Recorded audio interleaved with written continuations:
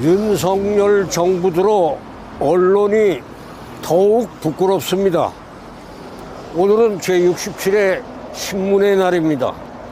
4월 7일은 최초의 한글 신문인 독립신문이 창간된 날로, 이날을 1957년 한국신문편집인협회가 신문의 날로 정했습니다.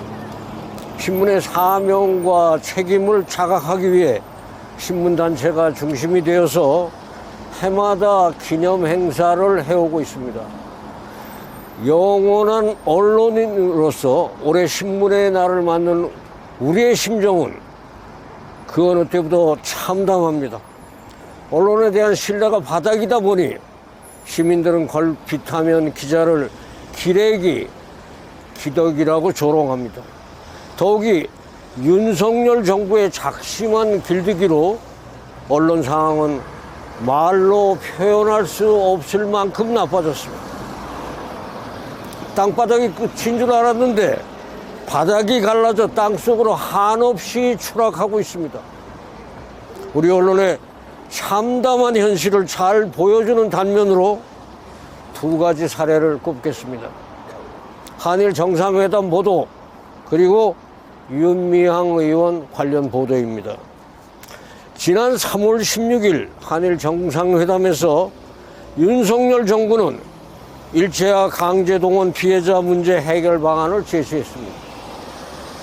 이른바 제3자 변제, 일본의 요구를 100% 받아들인 굴욕적이고 반민족적인 내용입니다.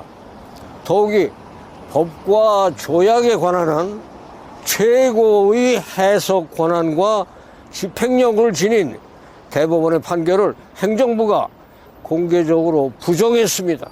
위헌적이고 반민주적인 조치입니다. 무엇보다 이 방안은 반인권적입니다. 30년 가까이 한일 두 나라에서 힘겨운 재판 투쟁을 통해 쟁취한 피해자들의 권리를 정부가 보호하기는커녕 짓밟았습니다. 그럼에도 조중동을 비롯한 주요 신문들은 윤 정부의 이런 조치를 미래를 위한 대승적 결단이니 한일 새 시대의 개막이니 하며 호도했습니다.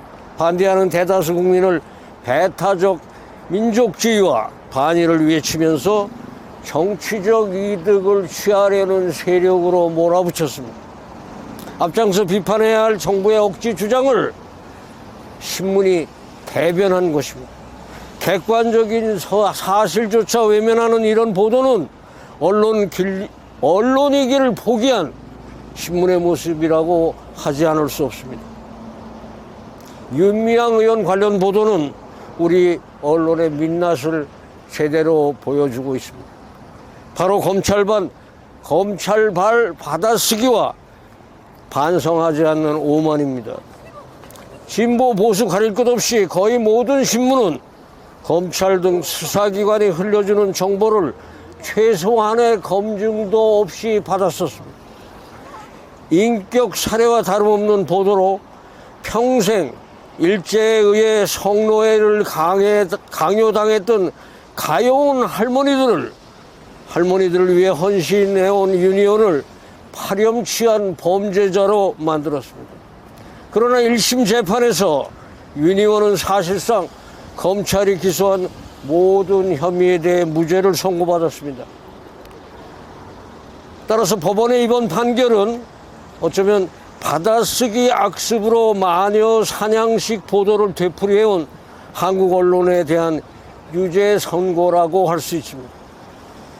그러나 법원 판결과 전혀 다른 이런 보도에 대해서 인권을 중시한다는 이른바 진보 언론을 포함해 단 하나의 신문도 사과도 반성도 하지 않았습니다. 뉴욕타임스, 아사히 신문 같은 해외 권위 있는 언론 같았으면 아마 달랐을 겁니다. 오보를 되짚어보고 반성하는 검증 보도와 관련자를 엄중히 문책했을 겁니다. 우리는 신문의 날을 맞아 언론의 자유를 언론 사주의 자유, 언론인의 자유로 착각한 채 사회의 소금 역할을 저버린 언론에 한 목소리로 자성을 촉구합니다. 땅에 떨어진 신문의 신뢰 회복을 위해서 긴급히 다음 조치를 취할 것을 강력히 요구합니다. 첫째, 대통령실 및 검찰 등 권력기관의 발표를 익명으로 받아 쓰는 보도를 당장 중단하라. 둘째, 받아쓰기의 폐해가 극심한 검찰 기자실을 폐쇄하고 법조 기자단을 해체하라. 셋째, 잘못된 보도에 대해서는 철저한 사후 검증 및 재발 방지 대책을 세우라. 넷째, 사주나 권력, 자본과 한몸이 되어 기득권층의 이해를 일방적으로 대변하는 반민족, 반서민, 반민주적 보도를 즉각 시정하라. 언론탄압 2023년 4월 6일 언론탄압 저지와 언론개혁을 위한 언론비상시국회의, 동아투위, 조선투위, 80년 해직 언론인 협의회, 언론광장, 새언론포럼.